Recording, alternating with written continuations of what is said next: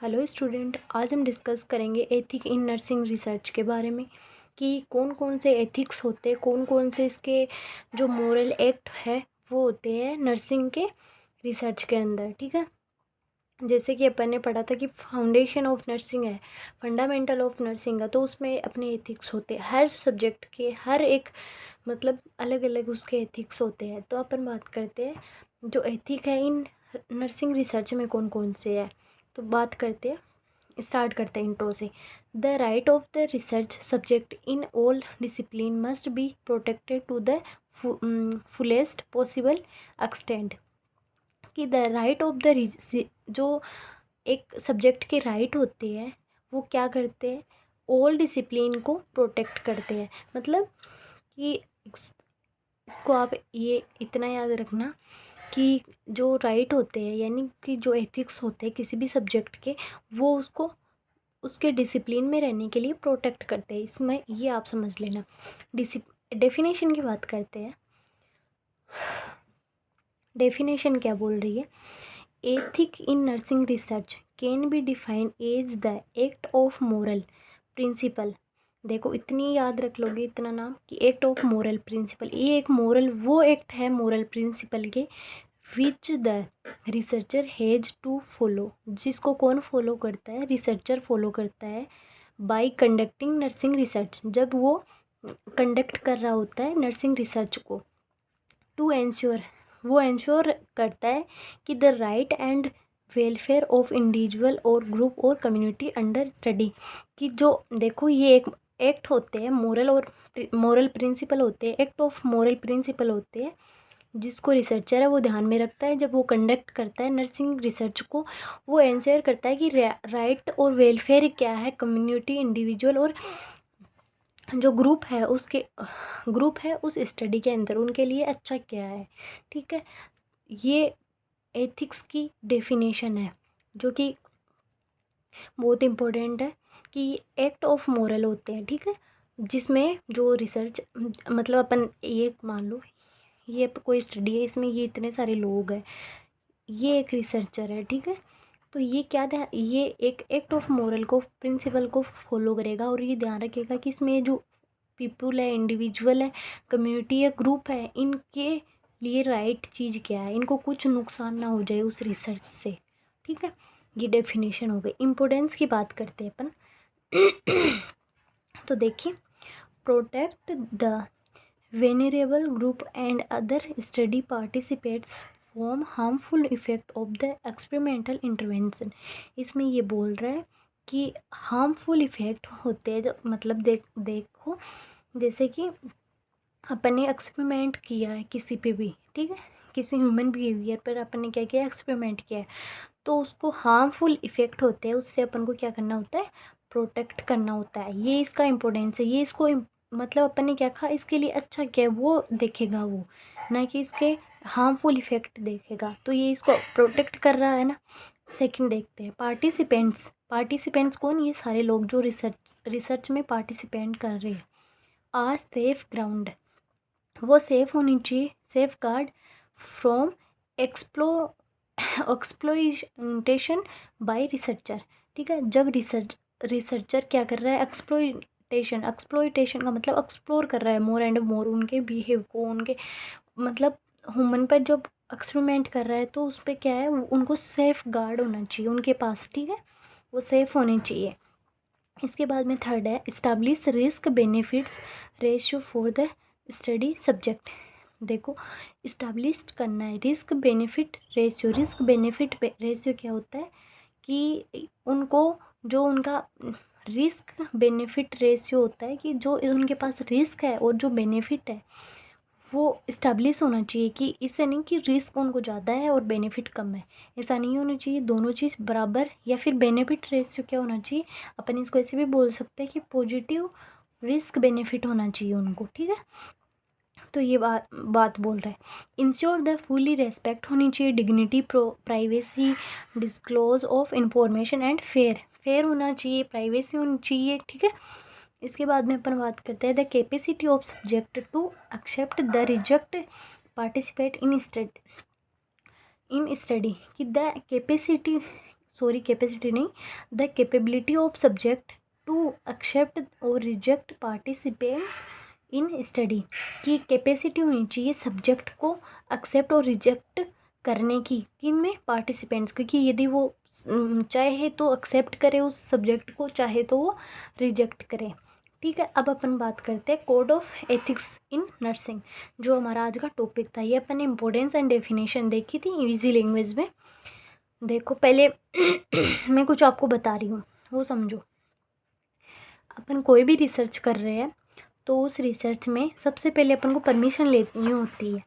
ठीक है, ये देखिए परमिशन लेनी होती है। ये तीन जो मतलब अपन बोल सकते हैं कमिटी हो सकती है, तीन जो ये वो है जिनसे अपन क्या करते हैं, कोई रिसर्च करते हैं तो उनसे परमिशन लेती होती है। इंस्टीट्यूशन होते हैं ये तीन। ठीक है, तो कौन कौन से है? फर्स्ट है ICE, इंस्टीट्यूशनल एथिकल कमेटी। इससे अपन क्या लेते हैं, परमिशन लेते हैं। फिर यदि अपन ड्रग का क्या कर रहे हैं, एक्सपेरिमेंट कर रहे हैं, तो drug control general of India DCGI है, उससे अपन क्या करते हैं, किसी भी रिसर्च के लिए क्या करते हैं अपन, परमिशन लेते हैं ड्रग के लिए। एंड क्लिनिकल ट्रायल के लिए अपन जिससे मतलब परमिशन लेते हैं, clinical trial and registry of India CTRI। ये तीन ऐसी एजेंसी या इंस्टीट्यूशन है जिनसे अपन रिसर्च करते हैं तो तीन से परमिशन लेनी होती है। ECI, institutional ethical committee, DCGI, drug control general India of India, CTRI, clinical trial and registry of India. ठीक है, these are 3 institutional permission for research के लिए क्या होता है, परमिशन लेनी होती है। इसके बाद में आपको मैं बताती हूँ कि अपन बात करते हैं कि जब मतलब पहले क्या होता था, 4 प्रिंसिपल होते थे, बेसिक प्रिंसिपल एथिक्स के। वो कौन कौन से होते थे? वो होते थे ऑटोनॉमी होता था। ऑटोनॉमी मतलब वो चाहे तो काम करेगा, वो चाहे तो नहीं करेगा। ठीक है, ऑटोनॉमी होते थे। उसके बाद में बेनिफिशियंस, नॉन मालफिशियंस एंड जस्टिस। ये 4 क्या थे, इसके प्रिंसिपल थे। ठीक है, ऑटोनॉमी, बेनिफिशियंस, नॉन मालफिशियंस एंड जस्टिस।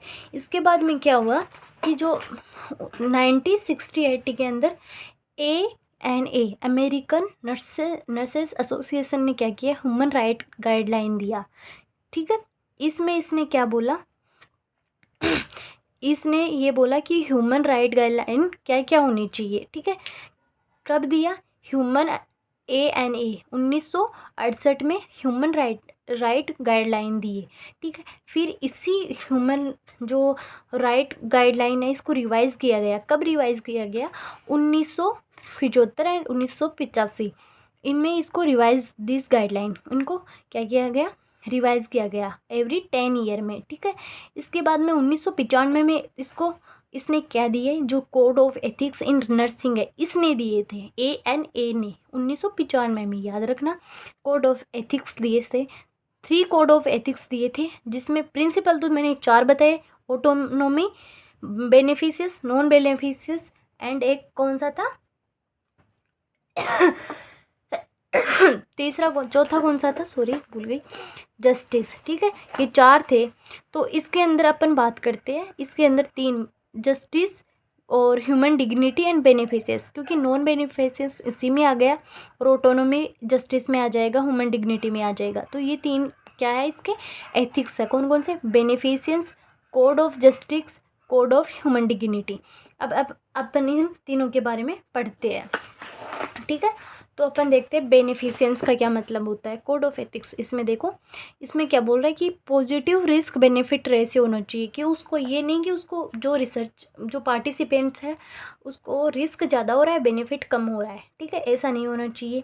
फिर है जो बेनिफिशियंस का मतलब उसके लिए बेनिफिट होना चाहिए, उस रिसर्च में जो भी हो रहा है उसके लिए बेनिफिशियंस होना चाहिए।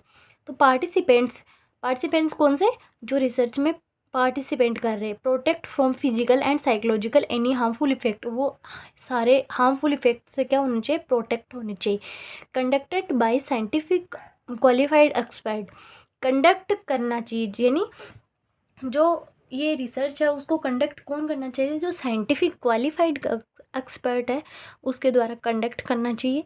Provide social, psychological, religion and physical comfort देना चाहिए अपन को, ठीक है। जस्टिस की बात करें तो फेयर सिलेक्शन होना चाहिए, ठीक है। जो पार्टिसिपेंट्स है उसमें बायसनेस नहीं होनी चाहिए, फेयर सिलेक्शन होना चाहिए। फिर है equal share risk and benefit, जो भी उस रिसर्च कर रहे हैं उसमें यदि बेनिफिट हो रहा है या फिर जो भी रिस्क है उसको क्या करना है, इक्वल शेयर करना है, जस्टिस करना है उनमें, है ना। नॉन प्रोजेक्टाइल ट्रीट, मतलब किसी को भी प्रेजुडिशियल का जो मीनिंग होता है वो है स्पेशल ट्रीट, किसी को भी स्पेशल ट्रीट नहीं करना चाहिए। कॉन्फिडेंशियलिटी होनी चाहिए। कॉन्फिडेंशियलिटी का क्या होती है कि जो भी अपन इंफॉर्मेशन, किसी ने क्या बताया कि ये मतलब रिसर्च में कुछ किसी ने बता दिया तो ये इंफॉर्मेशन है ना एक्सेप्ट रिसर्च स्टडी के कहीं भी यूज़ नहीं होनी चाहिए। कॉन्फिडेंशियलिटी यानी प्राइवेसी होनी चाहिए उसके अंदर, ठीक है। इसके बाद में ह्यूमन डिग्निटी, फुल राइट है उसको कि क्वेश्चन कर सकता है वह, और क्विट करने का किसी भी स्टेज पर वो क्विट कर सकता है उस रिसर्च प्रोसेस से। और इन्फॉर्म्ड कंसेंट बहुत ज़रूरी होता है, ठीक है। तो ये था आज का हमारा टॉपिक। ये मैंने शॉर्ट में सारे इजी लैंग्वेज में लिखे थे इसलिए मैंने उससे नहीं बताया आपको, शायद इसमें अच्छे से आपको समझ में आया होगा। तो ये आज का हमारा टॉपिक था एथिक्स इन नर्सिंग रिसर्च। अगला टॉपिक हम अगली वीडियोस में डिस्कस करेंगे। Thank you.